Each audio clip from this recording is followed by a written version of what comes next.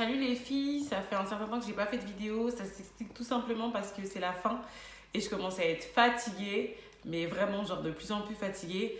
Donc la page elle a pas été trop active ces derniers temps, sauf les 2 3 derniers jours, j'ai essayé de faire un effort et de mettre des photos, de partager un peu des vidéos aussi en story pour pas que vous pensiez que la page elle est morte parce que c'est pas du tout le cas. Toutefois, je tiens à vous souhaiter également des joyeuses fêtes de fin d'année. Parce que we made it, ça veut dire on l'a fait pour les anglophones.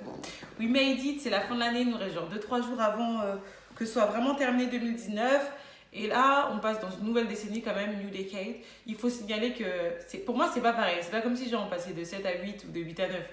Genre là, on passe de 9 à 10, genre, tu sais, on est plus en 2010, 11, je sais pas moi. On est en 2020, donc j'espère que vous allez faire le bilan de ces 10 dernières années qui sont passées. Parce que moi, je trouve que c'est un truc de ouf. Je me suis dit, la dernière fois, je me suis posée, je me suis dit, ah, en 2010, quand même, j'avais 15 ans. Genre. J'avais 15 ans et là, je termine l'année. Je vais avoir 25 ans en 2020. Je vais avoir un enfant et tout, c'est un truc de ouf. Donc, ouais, essayez de faire cette rétrospection de vous-même et de vous demander où vous étiez à 10 ans. Genre, c'est trop marrant. C'est un délire. Anyways, j'espère que toutes les personnes qui avaient des projets en 2019 qui se sont accomplis, que vos projets vont s'accroître et vraiment, tu sais, genre, atteindre leur sommet en 2020. Et toutes les personnes qui avaient des projets en cours en 2019 et qui ne se sont pas accomplis, ben, j'espère qu'en 2020 ils vont s'accomplir.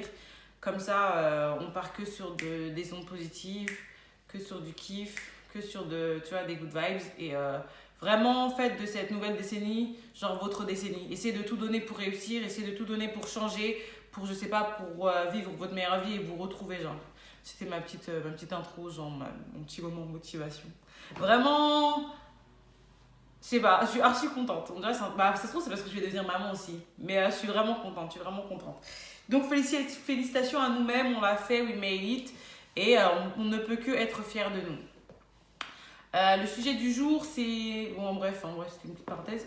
Bref, le sujet du jour, c'est le changement vestimentaire après la grossesse, oui ou non. Moi, mon avis, il est très tranché là-dessus, c'est non.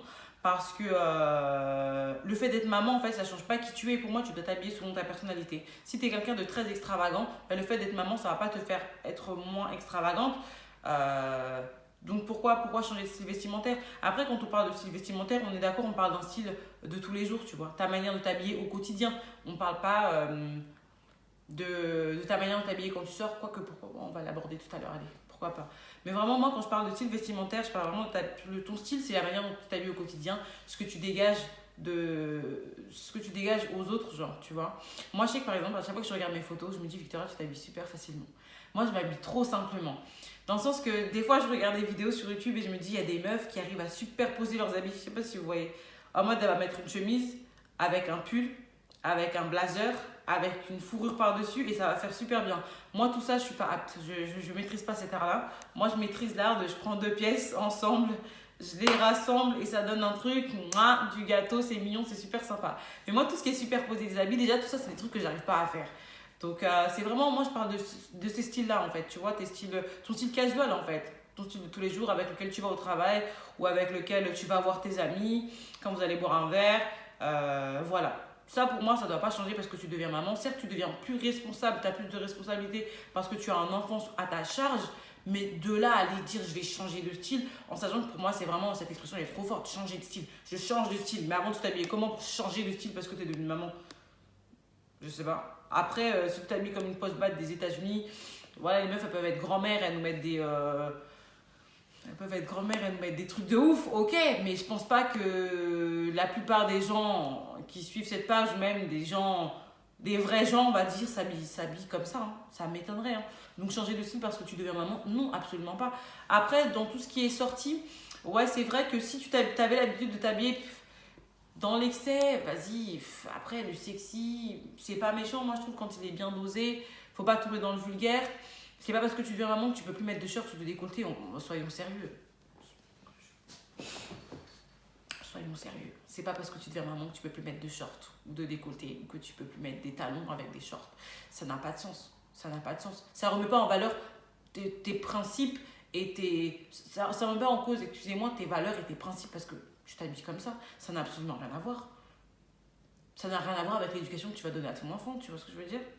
Il faut savoir faire la part des choses. Après, il faut savoir s'exprimer, il faut savoir parler, il faut savoir dire quand c'est trop, tu sais, genre l'expliquer ou je sais pas, mais changer de style, non, absolument pas.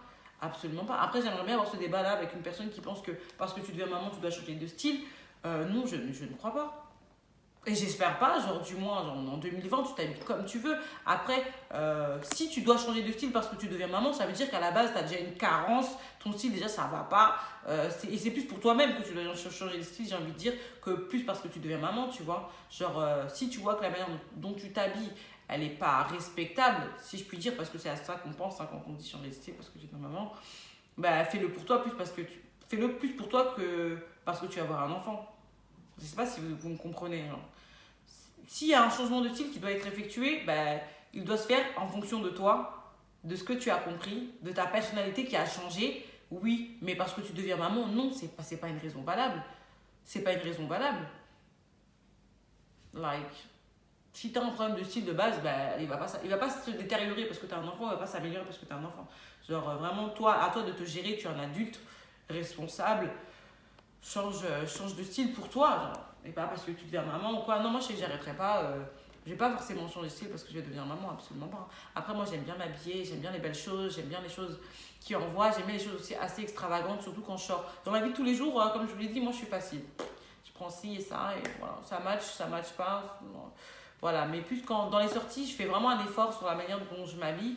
Et je pense vraiment pas changer de manière de m'habiller, surtout pas quand je serai dehors en soirée ou quoi que ce soit. Moi, le cours, ça me fait pas peur, ça me gêne pas. Après, il faut savoir que tu dois t'habiller selon ta morphologie. Oui, ça c'est vrai.